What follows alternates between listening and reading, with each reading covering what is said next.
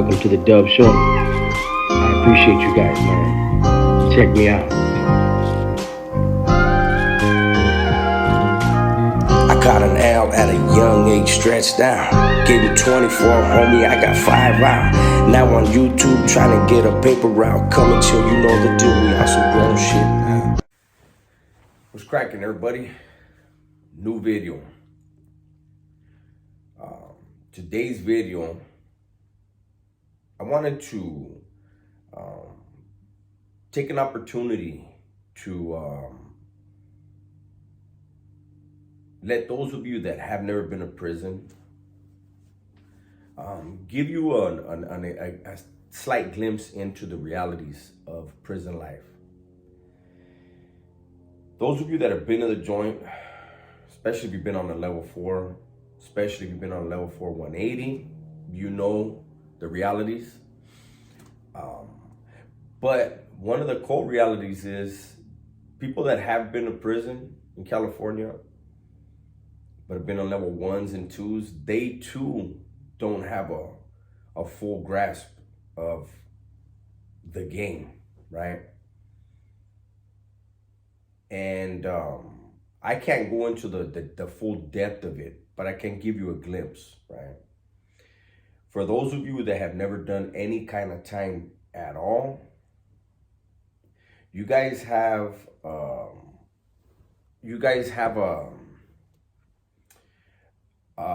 Hollywood interpretation or a Hollywood understanding of what prison is, and understand that Hollywood maybe has about 10% of prison right, maybe 10%.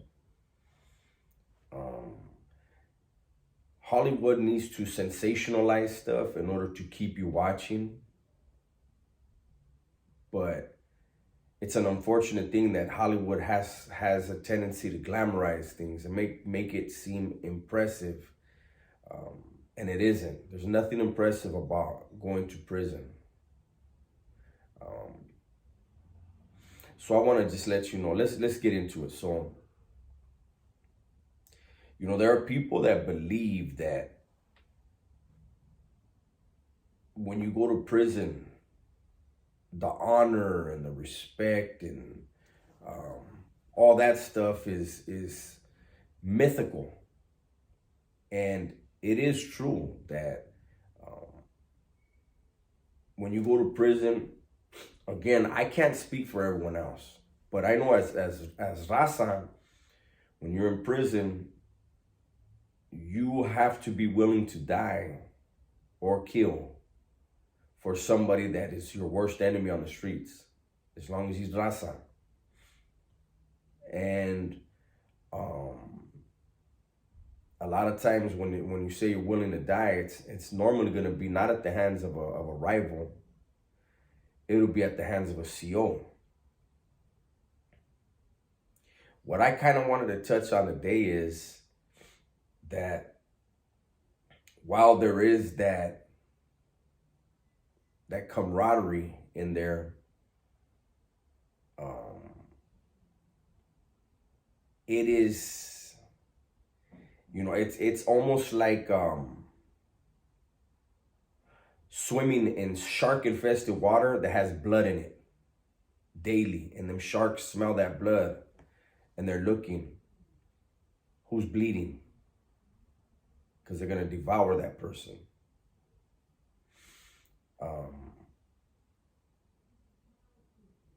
You know, I can tell you that there were times when, you know, I was doing things and, you know, I would sit down with somebody every day. We'd make it a point. Chop it up with each other. Clown around with each other. Hey, what's up, Mons? How you doing? Good. How you doing? Hey, how's your day? All right, I'm cool. What you got going on? You ain't got nothing going on. Basically, we're talking about, you know, who's hitting some dope or whatever, you know, whatever the conversation may be. And it may be a 5 or 10 minute conversation, 2-minute conversation.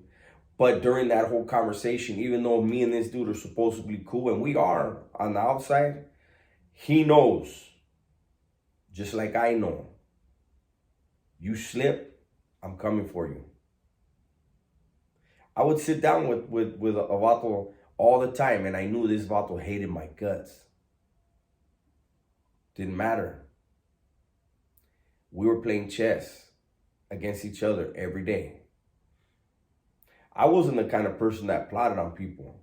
You know, if you make a mistake, you're going to make a mistake. I don't need to plot on you. I don't need to trip you up. But you would find dudes in there that would go out of their way. And you'd see them come. If you're smart, you see them coming a mile away. But like I said, just imagine every day. You don't want to live that type of life. You know, just imagine every day. You're coming out there every time you get yard, whenever that is.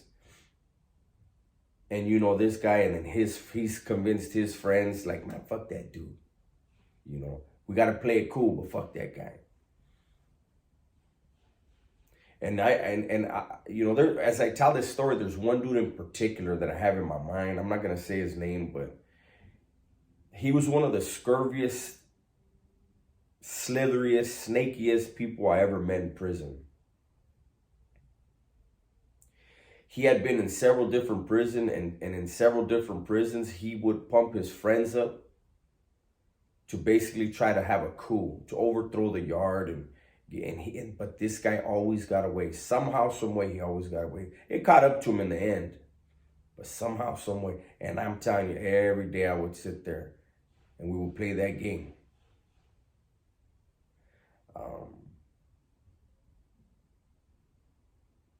I just want to make sure that you guys understand. Every now and then I have to put out a video like this just for my own conscience, you know. I know the way that I lived and the way that I grew up. Nobody could tell me. Again, I'm the fourth one busted for murder in my family, right? I wasn't willing to take the advice of someone else because I thought I had all the answers. And prison is full of guys that have all the answers. Prison is full of the cool guys. And we're so cool that those guys we call nerds, we got to get out of prison if we're lucky and go ask them for a job because they had their shit together. We were so cool, we wound up and sat in a cell with a bunch of angry men. So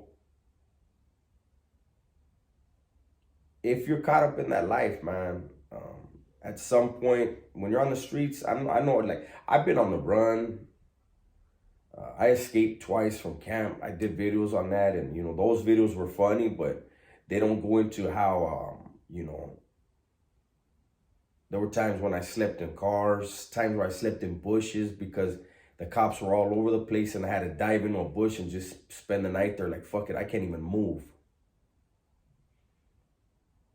You know, that life is, you know, I wish the best to everybody that's involved in it.